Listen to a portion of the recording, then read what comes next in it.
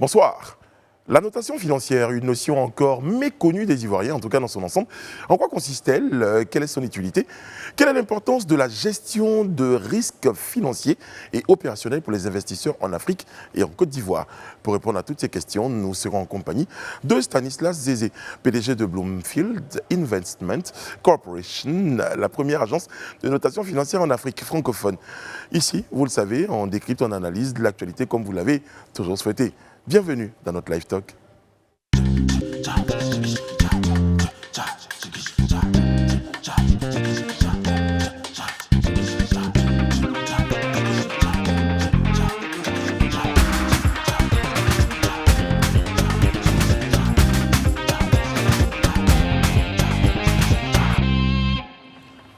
Oyez, nous sommes très heureux de vous retrouver en ce lundi de Pentecôte.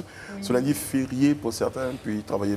Férié, chômé pour d'autres, férié, travailler pour nous. Ouais. Voilà, mais avec beaucoup de plaisir. On le fait beaucoup de plaisir. Nous, on aime notre travail. Voilà, on est content d'être là. Tous les jours, on aime ça. Ouais. On est de Tous bonne les jours, humeur. rien tous les jours. Et on est surtout sur la bonne voie. Voilà, parce qu'on a dit c'est chômé, férié et payé.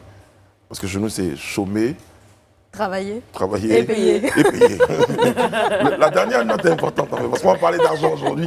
Sur ce plateau, on va parler d'investissement en compagnie de notre invité, mais surtout en compagnie de Alain Toussaint qui nous rejoint ce soir. Bonsoir Alain, comment allez-vous? Bien, et vous-même? Bon lundi de Pentecôte, ça va très très bien, merci. Merci. Alain, si, bonsoir. Bonsoir Brice. Bon lundi de Pentecôte, Merci à toi de même. qui signifie l'arrivée Oui, de l'esprit, ça. la descente de l'esprit. Donc on est censé être tous armés de sagesse. Très très C'était bien. la minute spirituelle. Amen. Ouais. Bonsoir Sophie, comment allez-vous? Hello Brice, ça va et toi? Très très bien. Et puis notre invité, Stanislas Zézé, tout aussi fringant, tout aussi présent, tout aussi bien comme d'habitude. Bonsoir Stanislas, comment ça va? Bonsoir. Très très bien. Alors tout de suite, notre petite info. Ici, nous avons une petite info conduite par notre petite fourmi qui s'appelle Rihanna Assi. Toujours. Alors je pense que ce soir on parle d'investissement sur ce plateau. Donc bien sûr la petite fourmi a trouvé sa petite info. En rapport avec cet investissement-là, on va parler d'un hôtel. Donc c'est une dame qui a investi 80 000 € dans un hôtel de luxe pour chats. Donc c'est un hôtel, la tête de Sophie à chaque fois que je donne ma petite info. C'est un hôtel qui comprend 24 chambres et une salle de jeu. Donc l'occasion pour les chats, le temps d'un week-end ou des vacances, d'aller, on va dire, se reposer. Je ne sais pas de quoi, mais se reposer. Alors il faut savoir que cet hôtel va bientôt ouvrir. La nuit pour un chat donc, est à 21 €. Et alors deux chats qui ne sont pas de la même famille ne pourront malheureusement pas séjourner dans la même chambre. Donc et c'est toute une suite de conditions comme ça. Donc on parle hôtel de luxe pour d'investissement, chat. 80 000 € quand même dans ce concept-là, c'est pas mal. C'est où? C'est en France. Justement, ça me permet, je fais exceptionnellement. Alors, Monsieur Zézé, est-ce que vous avez justement l'habitude d'avoir des investisseurs assez insolites ou des investissements assez insolites dans ce genre? Fantaisiste. Non, pas vraiment. J'avoue que... On est plus dans l'investissement classique. non, généralement, c'est des investisseurs classiques, mais de gros investisseurs, généralement. Ouais, donc 80 000 € c'est un peu... Non, 80 000 €, ça ne rentre pas vraiment dans... mais n'empêche que pour investir 80 000 € pour construire déjà un hôtel de chat, Faut le faire. quand même. ouais, faut le faire, ça. je ne serais pas surprise que dès la première nuit, elle soit sold out. Parce Et qu'il y a des hôtels pour chiens, ça j'avais déjà entendu parler de ça, surtout à Los Angeles, des villes comme ça. Ouais. Donc, hôtel pour chats, pour qu'ils se reposent surtout. Ça, Mais je pense qu'il y a déjà même des réservations. Ils se reposent de quoi? pour les On ne sait pas. week-ends. Parce qu'un chat, Alors moi, en fait, j'allais tout ce qu'il demander fait toute la quelle journée, c'est note dormir, on quoi. pourrait attribuer à cet investissement, par exemple. Je ne sais pas, il faut déjà comprendre la logique derrière cet investissement. Je pense que... Parce qu'en réalité, qui paye? C'est le chat qui paye, c'est le propriétaire du chat Non, qui son propriétaire. propriétaire. Il paye avec quoi? Bon, je pense qu'il y a tout un modèle économique Il faut quand voir même qui quelle est est la construit. crédibilité du propriétaire du chat. Bon, vous l'aurez compris, il sera bien question d'investissement. Investissement ce soir. Très très bien. Bon, allez, on retrouve notre invité juste après une courte pause.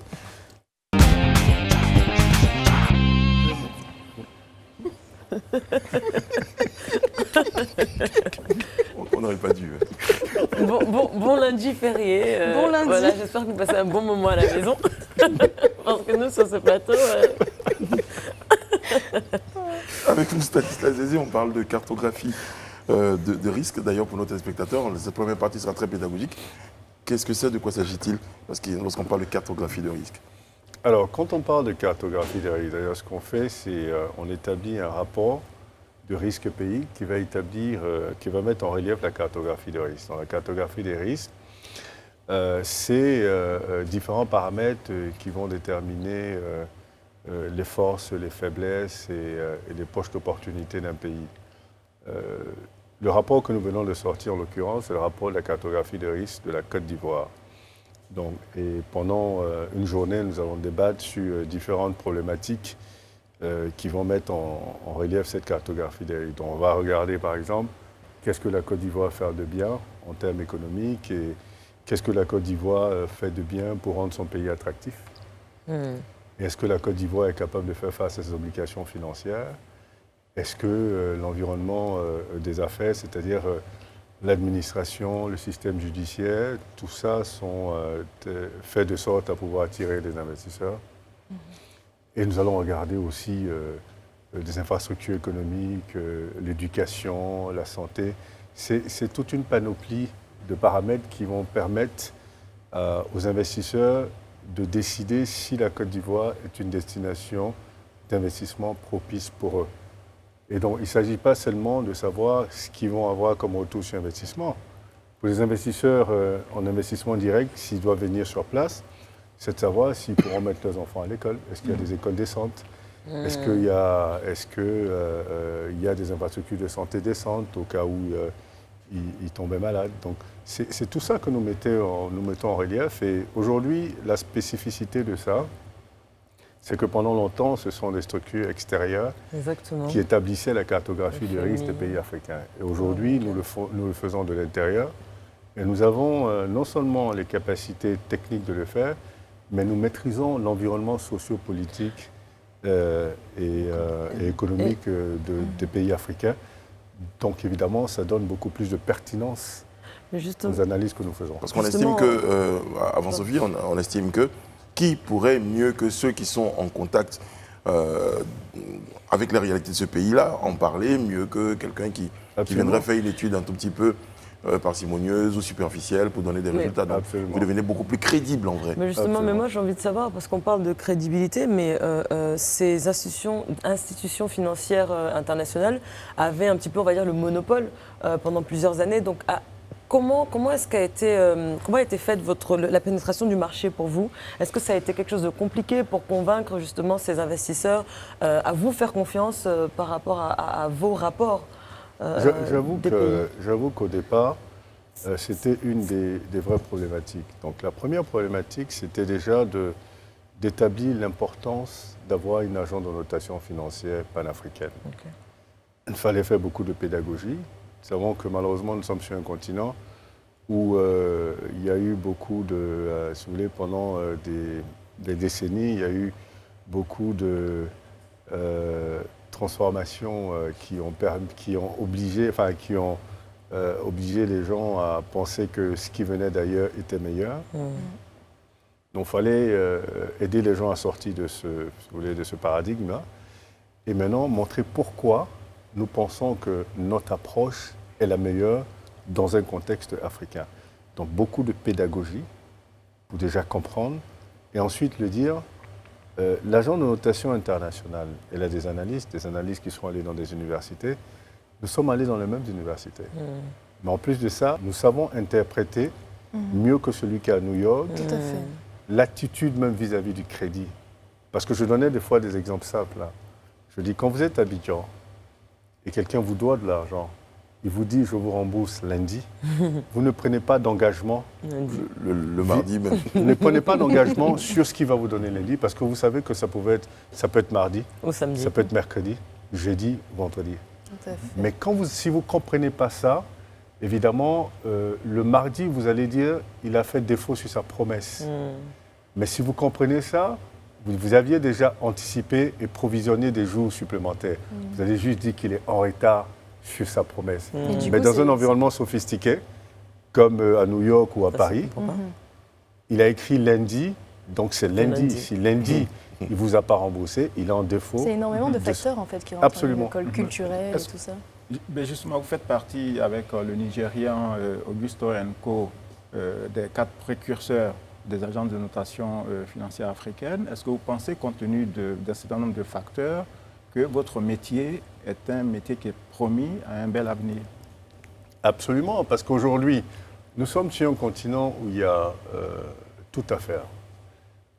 Après 60 ans d'indépendance, pour la majorité des pays africains, on se rend bien compte que le choc de la Covid est venu montrer les limites des modèles économiques que nous avons en place. Et vous avez vu dernièrement, il y a un sommet qui s'est produit, qui a eu lieu à Paris, où la rançon était très maigre. Aujourd'hui, ce que le monde entier est en train de dire à l'Afrique, il va falloir que vous-même, vous réfléchissez à votre capacité de générer du cash flow sur votre continent. Donc ce que ça veut dire aujourd'hui, il va falloir qu'on réfléchisse sur comment avoir des marchés, des capitaux qui soient suffisamment profonds pour pouvoir financer l'économie. L'économie africaine devrait désormais être financée par des capitaux africains. Mais pour ça, il faut la crédibilité, donc les agents de notation financière pour établir cette crédibilité-là.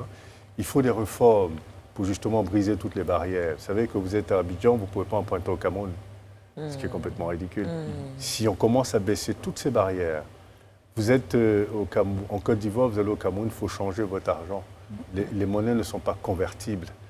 Et donc, pour avoir un gros marché, un grand marché, il faut justement baisser toutes ces barrières-là pour pouvoir avoir un marché qui sera suffisamment profond, qui permettrait aux entreprises africaines et aux pays africains de se financer sur le continent. Donc, la notation financière va jouer un rôle fondamental dans ces réformes-là. Dans la structuration des marchés financiers. Absolument, dans la structuration et aussi dans les réformes qui permettront de baisser toutes ces barrières-là.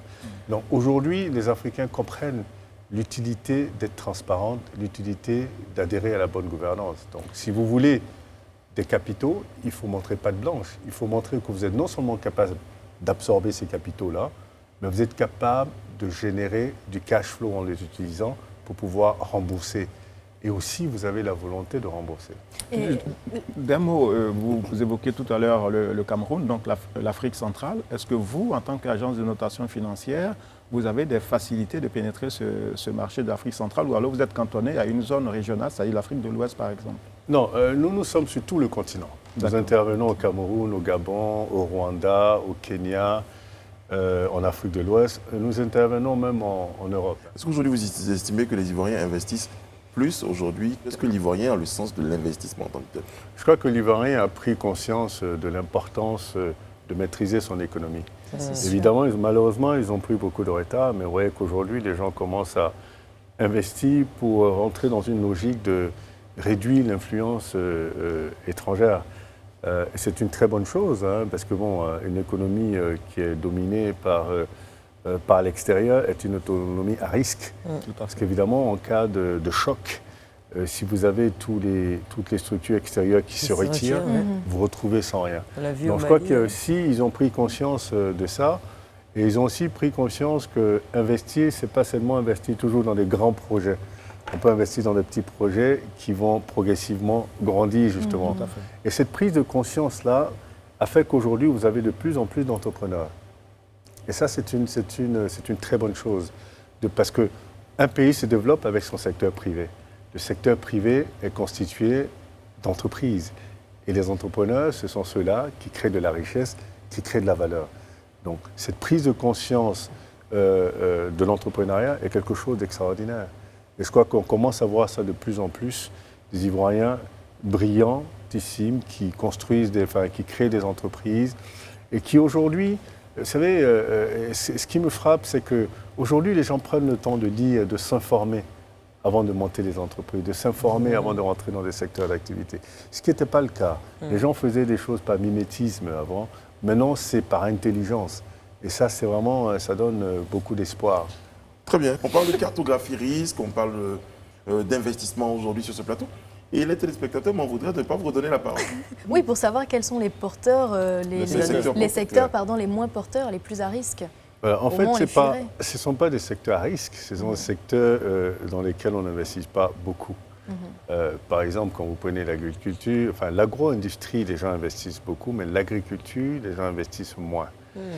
C'est pourquoi c'est des secteurs qui ne sont pas très bien financés. La santé, par exemple, c'est des secteurs dans le privé dans lesquels les gens n'investissent pas beaucoup. Parce qu'en réalité, ceux qui investissent regardent où ils pensent qu'ils pourront avoir un retour sur investissement rapide et où ils voient que ceux qui absorbent les capitaux dans ces secteurs sont capables de rembourser. Vous avez vu par exemple que les agriculteurs ont du mal à avoir des financements bancaires parce que c'est pourquoi on est obligé de créer des banques pour financer, spécialisées pour financer l'agriculture. Parce que les investisseurs, les banquiers estiment que ce ne sont pas des secteurs où les gens ont vraiment la capacité de... Moi, je poussais le risque. Je poussais le risque et le vice. C'est-à-dire qu'il y a quand même un secteur où il ne faut pas investir du tout. Non, tous les secteurs sont porteurs d'intérêt. C'est comment vous investissez. Il n'y a pas de secteur à éviter. L'avantage de l'économie de la Côte d'Ivoire, elle est diversifiée. Donc, elle est diversifiée, ça veut dire qu'en réalité, tous les secteurs ont une certaine priorité. Et tous les secteurs, il y a des mécanismes qui ont été mis en place pour tous les secteurs d'activité. Maintenant, il y a certains qui paraissent plus porteurs que d'autres. Mais le fait que l'économie soit diversifiée fait qu'il y a des opportunités dans chaque secteur d'activité. Comme le disait Brice, est-ce qu'il y en a quand même un que vous pourriez déconseiller en tant que spécialiste, puisque vous êtes là aussi pour donner des balises? Non, parce que vous êtes en Afrique, dans des pays des pays qui doivent se développer. Donc, chaque secteur d'activité a besoin de capitaux. Un investissement, vous pouvez être dans un secteur qui paraît fragile et vous être profitable. Tout à fait. Donc, c'est pourquoi l'investisseur est celui-là même qui fera de son investissement quelque chose de profitable, quel que soit l'environnement, quels que soient les secteurs d'activité. Je voulais revenir juste rapidement sur l'agriculture. Vous avez pris l'exemple de l'agriculture comme un secteur qui souffre un petit peu, on va dire, de financement. Mais est-ce que peut-être le problème, c'est au niveau de la chaîne ? C'est-à-dire que beaucoup de gens s'arrêtent à l'agriculture, mais s'ils vont jusqu'à la transformation, est-ce que ça peut leur apporter peut-être plus de financement d'un investisseur? Bon, je crois que le gros problème, c'est la capacité d'absorption de ce secteur d'activité. Parce que quand vous êtes un investisseur, vous posez 3 questions fondamentales. La première question, c'est quelle est l'opportunité d'investir? La deuxième question, c'est quel est le retour sur investissement auquel je devrais m'attendre? Et la troisième question, c'est quel est le risque que je prends de perdre mon capital? Donc, quand vous regardez l'agriculture, vous vous posez ces 3 questions, vous dites, on a affaire à un secteur qui est très risqué parce qu'un planteur, même s'il a une plantation de je ne sais pas combien d'hectares, est-ce qu'il sait gérer une entreprise? Il sait gérer ses fonds? Qu'est-ce qu'il va en faire? Comment il va les utiliser? Est-ce qu'il est structuré pour me rassurer qu'effectivement, ce que je lui donne, il va bien gérer pour pouvoir. C'est pourquoi vous allez voir que les banques financent surtout les intermédiaires qui vont acheter le cacao, mais pas les planteurs de cacao, mais les intermédiaires. On va parler, Stanislas Zézé, à présent de stratégie, si vous le voulez bien, parce que c'est un peu votre domaine, et de propositions pour la Côte d'Ivoire, par exemple. Quelle stratégie la Côte d'Ivoire devrait-elle adopter, justement, avec ce qu'on connaît comme pandémie de la Covid? Je pense qu'aujourd'hui, pour moi, cette pandémie est finalement une opportunité. Ah ouais. Ouais. C'est un choc qui est venu montrer à la Côte d'Ivoire et tous les autres pays africains que leurs économies sont très peu résilientes. Ça, c'est très important.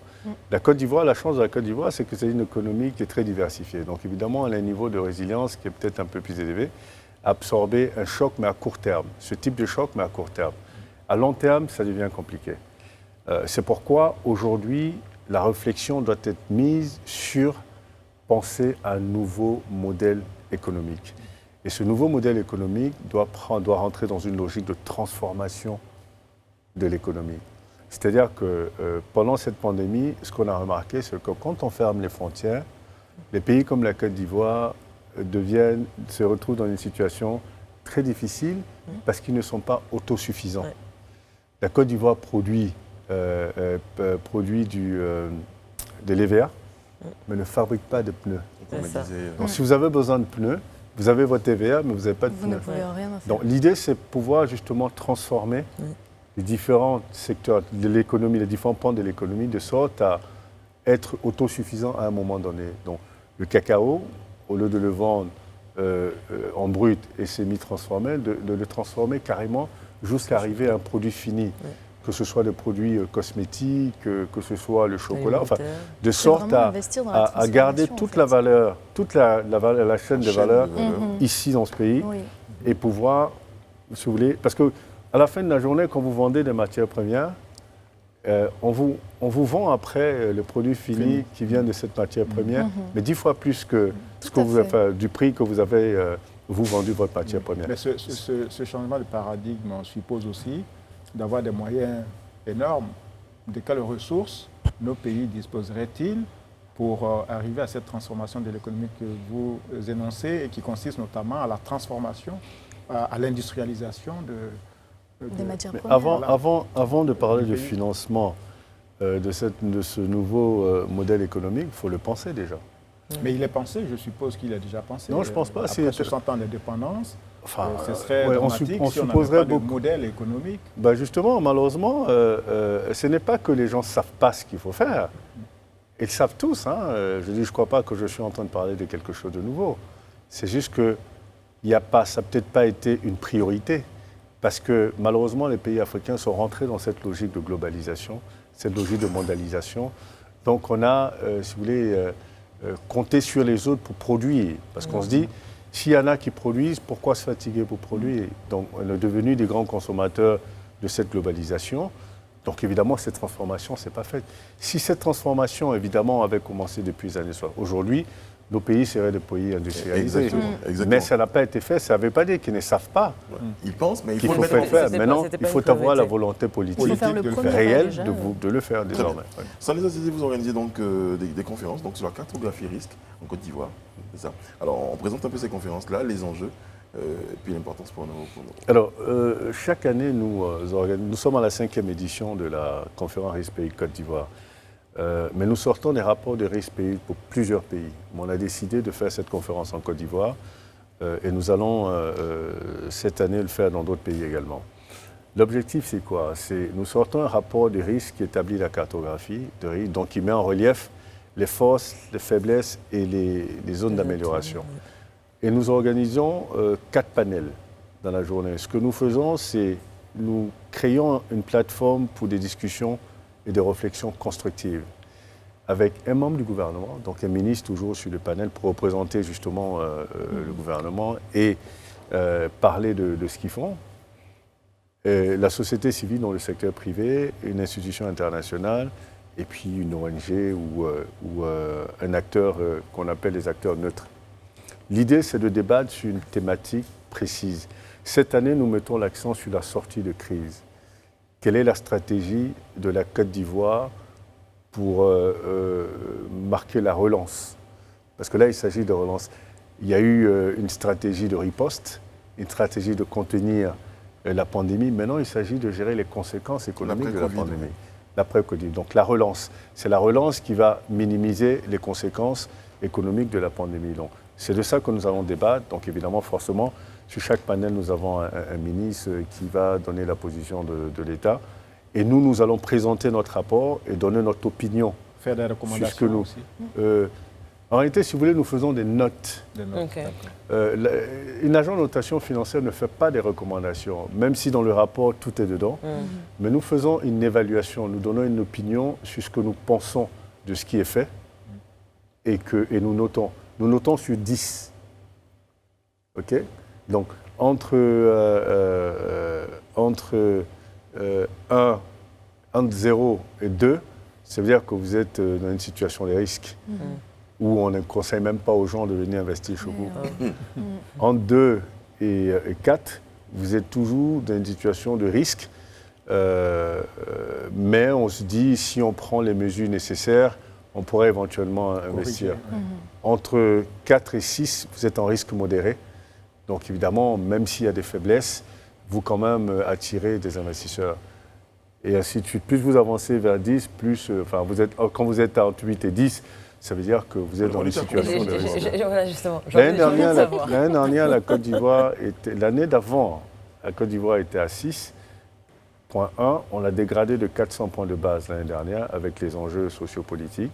Dégradé de 400 points de base. Donc l'année dernière, c'était 5,7. Et bon, cette année, je ne peux pas vous le dire parce que c'est le Ouais. 3 que vous allez C'est ça, découvrir. révélé le 3. On aurait bien aimé l'avoir En exclusivité. en exclusivité. En Mais bon, exclusivité. mais bon, on n'a pas dit nos derniers mots. Il y a une pause. On va peut-être essayer Je le secoue un peu. de le menacer. On va trouver tous les moyens. Et puis avant la fin de l'émission, si vous restez avec nous, peut-être que vous saurez. Voilà. Nous sommes de retour sur le plateau du Live Talk. C'est notre invité, il va bien. Rien ne s'est passé pendant la pub. On a essayé de lui tirer les verres du nez, mais bon, il est resté inflexible. Sophia, vous avez une question? Oui, alors moi j'avais une question. Aujourd'hui, vous avez une société de notation. Comme vous avez dit tout à l'heure, vous donnez des notes à tous ces pays sur le continent africain. Mais vous en êtes dehors aussi, et en dehors. Mais bon, le 3 juin, je pense que ce sera. On parlera uniquement de la Côte d'Ivoire le 3 juin, si je comprends bien à la conférence. Risque pays Côte d'Ivoire. Ouais, c'est un rapport sera un risque pays rapport. Côte d'Ivoire, mais ceci dit, forcément, on fait des comparaisons avec les autres pays Oui, africains. On ne parlera pas d'Europe, ça c'est clair. Ah, ok. On restera sur le continent, on parlera de la Côte d'Ivoire, mais la Côte d'Ivoire dans un contexte africain Ok. et dans un contexte de pandémie mondiale. Donc évidemment, on fera des comparaisons, mais on va rester sur le risque pays Côte d'Ivoire. Moi, j'aimerais parler aussi des dettes, parce qu'on entend beaucoup parler des dettes des États africains et comment sortir de ces dettes-là. Je sais que vous êtes membre fondateur de A New Road, qui est un think tank dédié aux dettes et au financement des économies africaines. Quelle est l'importance justement de ce type de cercle de réflexion aujourd'hui et comment est-ce que ça peut nous aider justement dans cette voie-là? Je crois qu'aujourd'hui, les dettes des pays africains commencent à être une grosse problématique et commence à inquiéter les cercles de réflexion, surtout africains. Pour moi, les cercles de réflexion africains sur la dette africaine sont certainement plus légitimes parce que l'intérêt est purement africain. Et nous avons créé cette structure pour parler justement de la dette, réfléchir sur la dette. Parce que vous savez, en fait, on vous dit tous les pays empruntent, c'est vrai, mais la dette ne devrait pas être la première source de revenus des pays africains.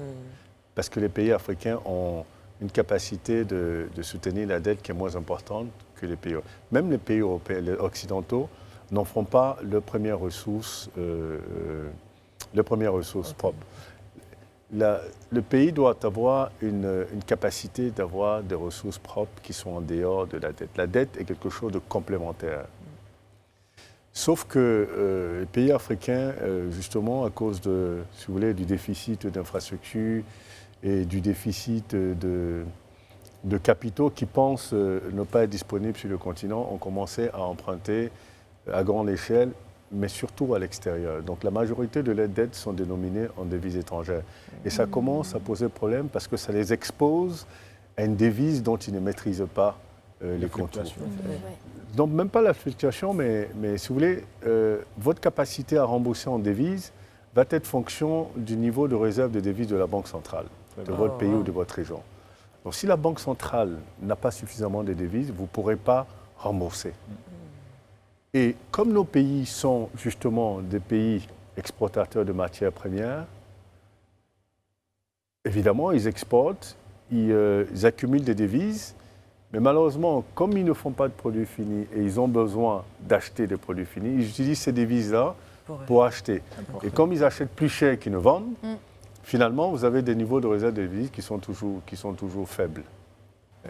Et donc, dans un contexte comme ça, il est important pour les pays africains de plutôt emprunter en monnaie locale. Et c'est ce que nous conseillons toujours, c'est ce vers quoi nous les orientons, d'emprunter en monnaie locale pour limiter le risque. Donc c'est-à-dire d'emprunter vers d'autres pays peut-être? Non, d'emprunter sur l'homme. Par exemple, on va dire les pays de l'UEMOA, on les encourage d'abord déjà d'emprunter sur le marché financier. On vous retorque des fois que le marché n'est pas profond. Mais la profondeur d'un marché se construit. C'est-à-dire que la profondeur d'un marché va se définir par les produits que vous proposez sur ce marché. Si vous proposez un seul produit, vous allez avoir un seul type d'investisseur. Les autres, on l'épargne, mais le produit que vous leur proposez ne les intéresse pas, donc ils ne vont pas investir.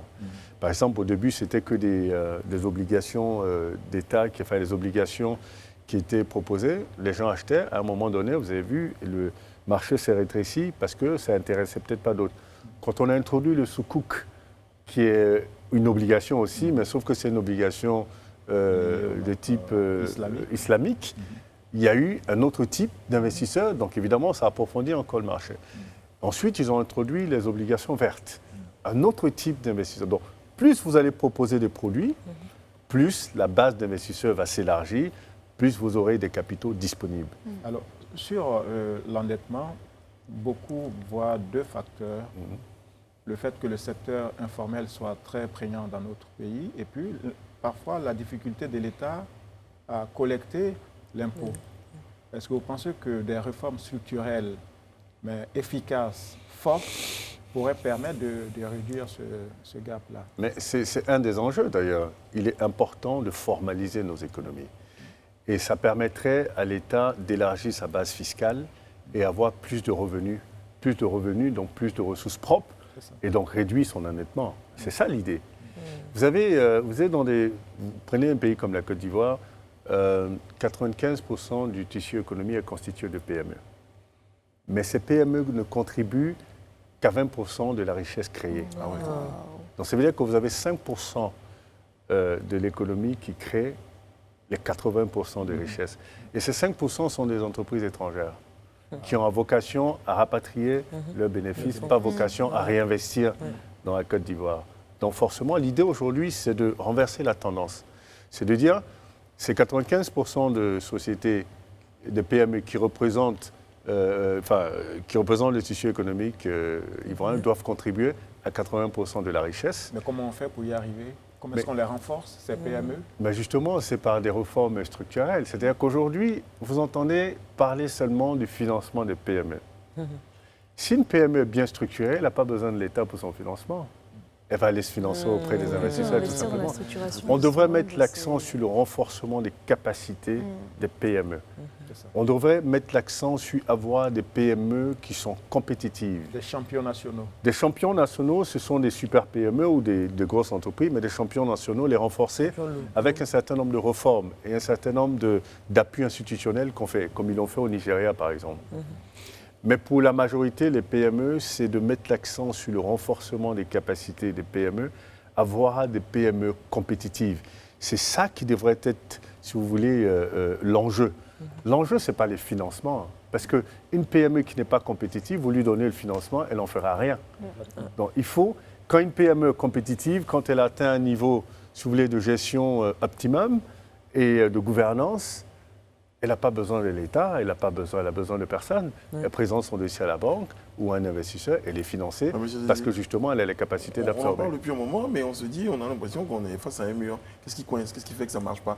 Parce que depuis quelques années, déjà, vous tirez sur la sonnette d'alarme, vous attirez les uns et les autres sur ces situations-là, mais... Non, je pense qu'il y a des réformes. Enfin, on a participé quand même à changer certaines politiques publiques. Sauf que ça ne va pas très vite et il n'y en a pas suffisamment qui changent. Mais sinon, on voit l'impact positif quand même de nos conférences, de nos discussions avec l'État, de notre notation. Pardonnez-moi, ce qui me permet d'ailleurs d'avancer sur la prochaine question, c'est vos rapports, par exemple, avec le gouvernement. Là, je sais, vous en parliez tout à l'heure, un ministre viendra en fonction des thématiques, viendra participer à cette conférence-là. Bon, aujourd'hui, quels sont vos rapports avec le gouvernement? Est-ce que vos recommandations sont vraiment prises en compte? Mais bien sûr, sinon ils ne seraient pas venus à participer à nos conférences. Pour la forme, certainement. Non, ils ne sont pas obligés. Pour quelle forme? Je suppose qu'ils sont sollicités un peu partout. Mais ils ne vont que dans des endroits où ils ont des intérêts. C'est comme tout le monde d'ailleurs. Vous allez seulement dans des endroits où vous avez des intérêts. On vous invite à 10 baptêmes. Il y a peut-être 2 qui vous intéressent, le reste, ça ne vous intéresse pas. Vous allez là où on vous intéresse. Donc, ça veut dire que les messages que nous passons, les rapports que nous sortons, les discussions que nous avons, c'est marrant parce que vous savez, au début, quand on a commencé les conférences, très peu de ministres qui venaient sur le plateau, sur la conférence, nous demandaient les rapports. Aujourd'hui, un mois avant même la conférence, ils demandent tous les rapports pour commencer à se préparer et tout ça. Donc ça montre bien l'intérêt qu'ils accordent à ces conférences et ils voient bien les détails que nous mettons dans les rapports et forcément, ça les aide. Parce que l'idée aussi, c'est d'aider le gouvernement à mieux orienter et structurer ses politiques publiques pour adresser les problématiques que nous mettons en relief. Et vous avez le sentiment que les autorités des pays africains vous accordent le même crédit qu'elles accorderaient à Standard & Poor's ou à d'autres agences de Maintenant, notation dites absolument, internationales? absolument. Ça a pris du temps. Maintenant, je crois qu'on est arrivé à ce niveau-là. D'ailleurs, vous irez toujours plus loin. Vous savez, je vais vous donner une anecdote. Je ne vais peut-être pas citer le pays. Ils sont dernièrement allés en France. Et justement, une des grosses boîtes de lobbying leur a proposé de se faire noter par un des grands qu'ils allaient recommander. Ils allaient organiser la rencontre. Et le ministre des Finances a dit oui, on pense à la notation financière maintenant, mais nous, on va le faire avec Bloomfield. C'est notre agence panafricaine. On comprend les enjeux. Hein. On a d'ailleurs demandé à prendre rendez-vous avec eux et nous, on va travailler avec eux. Et votre atout, c'est la connaissance du terrain et des marchés? Notre atout, c'est la connaissance du terrain, la connaissance du marché, mais surtout la monnaie dans laquelle nous évaluons. Parce que vous savez, la monnaie dans laquelle vous évaluez est très importante. Nous évaluons dans les monnaies locales, les agences internationales évaluent dans la devise étrangère. Donc, la devise étrangère, l'évaluation de la devise étrangère, c'est pour juste établir votre capacité à rembourser dans la devise étrangère. Donc, ça veut dire que vous pouvez avoir une économie performante pour être très riche en monnaie locale, mais si vous êtes pauvre en devise, vous aurez une mauvaise note. Très, très bien. Alors que nous, si vous êtes performant, vous êtes riche, vous aurez une bonne note. Donc, c'est ça la différence essentielle. Nous, on permet d'établir la vraie qualité de crédit des pays et des entreprises sur le continent. Les agences internationales, elles, vont démontrer la capacité de ces pays et de ces entreprises à pouvoir rembourser en devises étrangères. Je peux vous assurer que les téléspectateurs qui vous regardent ce soir ont également une note. Je peux vous assurer qu'elle est bonne. Merci. Elle est au-dessus de ça. Merci beaucoup Stanislas d'avoir été en notre compagnie. Je rappelle que vous êtes PDG de Bloomfield Investment and Corporation. Et rappelez l'événement du 3 juin. Oui, le 3 juin, donc vous serez en conférence. La conférence Risque et Pays. Risque Pays au Sofitel, toute la journée. Évidemment, c'est sur invitation, donc ceux qui sont intéressés peuvent aller sur notre site internet. Mais il me semble que c'est full maintenant. Il me semble que c'est full parce que certains m'ont dit qu'ils n'arrivent plus, mais c'est parce que c'est fermé. On attend 300 personnes, mais on a déjà plus de 600. Et c'est gratuit normalement? C'est gratuit, c'est gratuit. C'est gratuit. C'est sur invitation. Merci beaucoup, merci d'avoir été en notre compagnie. Merci à vous, chers amis. Merci à vous, téléspectateurs, de nous avoir suivis. On vous retrouve demain sur ce même plateau pour un autre numéro du Live Talk. Prenez soin de vous et des autres. Que Dieu veille sur vous, que Dieu veille sur la Côte d'Ivoire.